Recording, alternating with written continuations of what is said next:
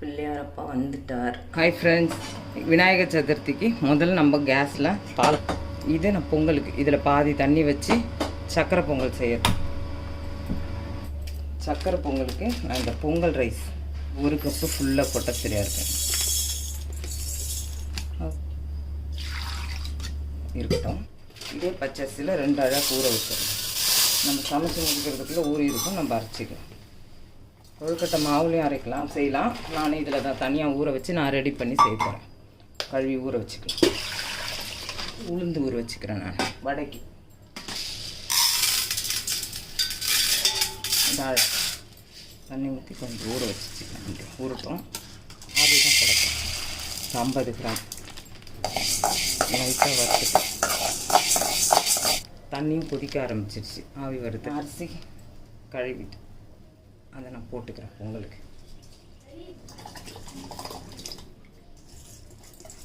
ஜவ்வரிசி நல்லா பொரிஞ்சிடுச்சு. கொட்டி நல்ல தண்ணி ஊற்றி நான் ஊற வச்சு வச்சிடறேன். அந்த பாயசத்துக்கு பாத்திரம். சாப்பாட்டுக்கு அரிசி ஊற வச்சுக்கிறேன். இது சாம்பாருக்கு 1 கப்பு துவரம்பருப்பு போட்டு கழுவி வேக வச்சுக்கலாம். நான் இதில் பருப்பு போட்டுக்கிறேன். இதில் கொஞ்சமாக மஞ்சள் போட்டுக்கிறேன். இதெல்லாம் ஒரு சின்ன துண்டு பெருங்காயம் நான் பருப்பில் போட்டுறேன். இல்லை இந்த ஜவ்வரிசி போட்டு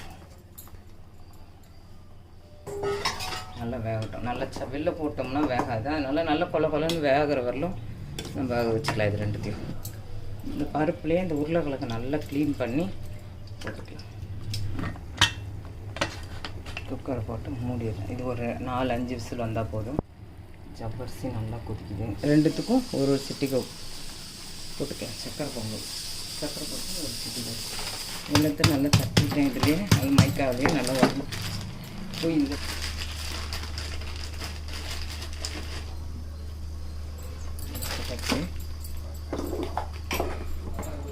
ஜவ்வரிசியும் நல்லா ஓரளவு கண்ணாடி பதத்துக்கு வந்துடுச்சு.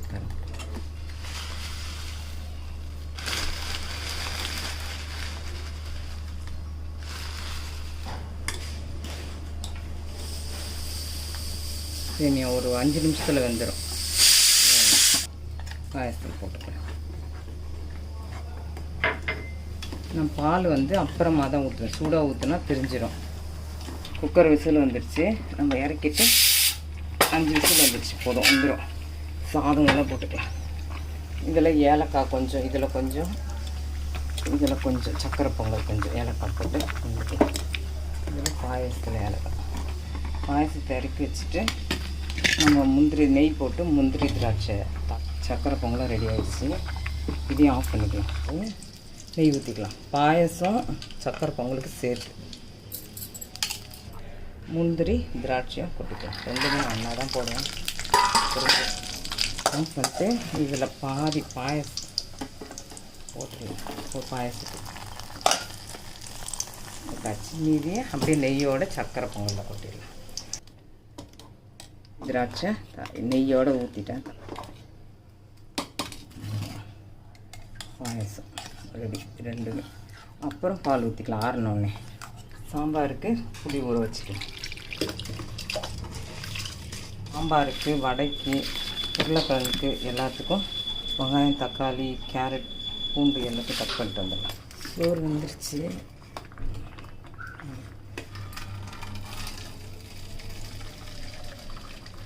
ஈஸியாக முடிச்சிடலாம் சாம்பார். இந்த மாதிரி டைமில் கடைசியாக தாளித்து ஊற்றிக்கலாம். காய் போட்டு காய் முழுகிற அளவுக்கு தண்ணி, இந்த தண்ணி வச்சு இதில் வெங்காயம், தக்காளி எல்லாம் தேவையானதெல்லாம் அரிஞ்சு வச்சுட்டேன். வடைக்கு, உருளைக்கிழங்குக்கு, சாம்பார். அதில் நம்ம ஒரு பிடி வெங்காயத்தை எடுத்து இதில் போட்டுடலாம். தக்காளி ஒரு பிடி தக்காளி, இது உருளைக்கிழங்குக்கு மீதி. பூண்டு தட்டி போட்டு தாளிச்சிக்கலாம். கருவேப்பிலை ஒரு கொத்து ஒரு போட்டு 1 ஸ்பூன் 1.25 ஸ்பூன் போடுறேன். மஞ்சத்தூள் கொஞ்சம் ஒரு 1/4 ஸ்பூன், ஏற்கனவே பருப்பில் போட்டிருக்கோம். மூடி வச்சுக்கலாம், வேகட்டும். கொழுக்கட்டை முக்கி அரிசி ஊறிடுச்சு, நம்ம காய வச்சுக்கலாம். துணியில் போட்டு நிழல்லையே தான் ஊற்றணும், தண்ணீர் இல்லை, தண்ணி இல்லாமல் இப்படி வச்சுக்கலாம். உளுத்தம்பருப்பு ஓட்டணும். இந்த வடைக்கு தேவையான உப்பு நான் வச்சுருக்கேன். நம்ம தண்ணி போட்டு இந்த எண்ணெயை தண்ணி மசிட்டு காய் நல்லா கொதிக்குது. காயில் நல்லா வேகிறோம்.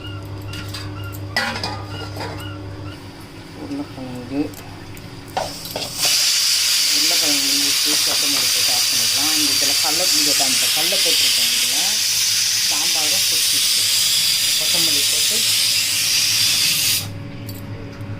ஆஃப் பண்ணிக்கலாம். அரிசி காஞ்சிச்சு. கொழுக்கட்டைக்கு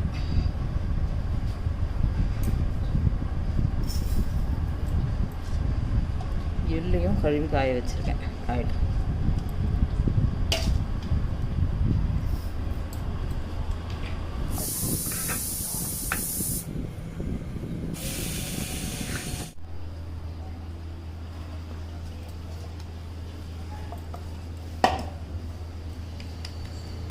அந்த மாவை லைட்டாக 2 வாட்டியாக போட்டு வறுத்துக்கலாம்.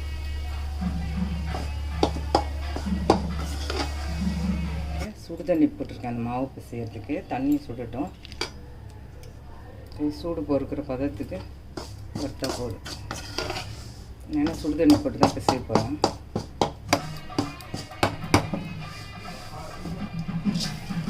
இந்த மேலே சத்தம் பார்த்தீங்கன்னா எங்கள் வீட்டு பக்கத்துலேயே பிள்ளையார் கோயில் இருக்குது. அது பிள்ளையார் ஊர்வலம் போயிட்டு வந்துட்டார். இந்த கழுவி ஆற வச்ச எல்லாம் நம்ம போட்டுக்கலாம்.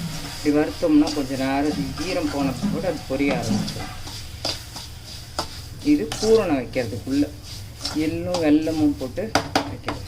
தண்ணி நல்லா சுட்டுடுச்சு, ஆஃப் பண்ணிக்கலாம்.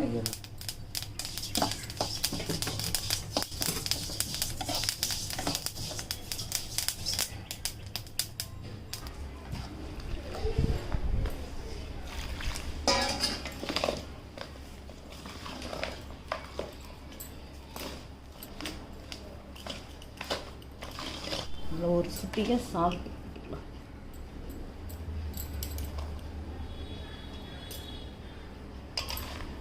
தண்ணி போதும்.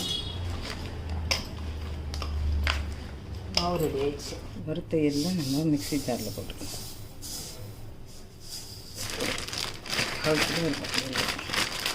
எல்லாம் இது ரெண்டுத்தையும் போட்டு மிக்சியில் ஒரு சுற்று. அப்போல்லாம் உரலில் போட்டு இடிப்பாங்க, நம்ம மிக்சியில் அரைச்சிடுவோம். அரைச்சாச்சு. இதுதான் பூரணம். இதெல்லாம் கொஞ்சம் எள்ளு உண்டை பிடிச்சி வச்சிடலாம். பிடிச்சி வச்சுட்டு மீதியை வந்து நம்ம பூரணத்தில் வைக்கலாம், கொழுக்கட்டையில். ஓகே, இந்த மாதிரி ஒரு 3 4 5 பிடிச்சி வச்சுக்கிறோம்.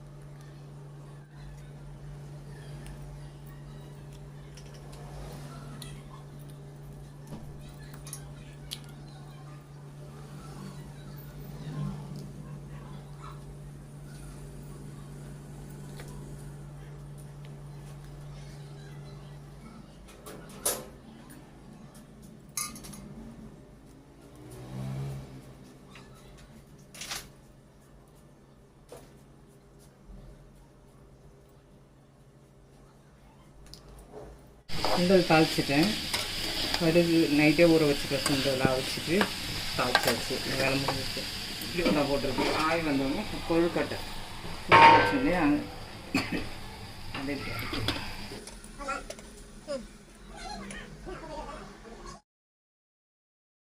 நினச்சி இப்படி உருட்டை பிடிச்சி இப்படி நம்ம கையால் இப்படி ஒரு கழுத்தி இப்படி கட்டை வரலையே ஓட்டை போட்டோம்னா நல்லா ஷேப்பாக அது பாருங்க. நல்லா எண்ணெய் காஞ்சிருக்குதுன்னா இந்த மாதிரி உள்ளே போயிட்டு வெளியே வந்துடும் உடனே. இந்த உருண்டையிலேயே ஒரு இப்படி ஒரு கட்டை வரல ஒரு ஓட்டை அதுதான்.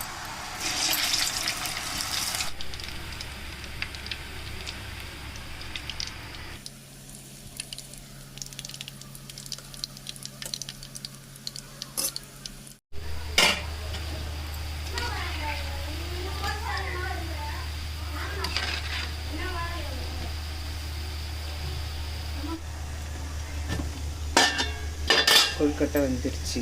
அவ்வளோதான். ஆஃப் பண்ணிவிட்டு சாமி கும்பிட வேண்டியதுதான்.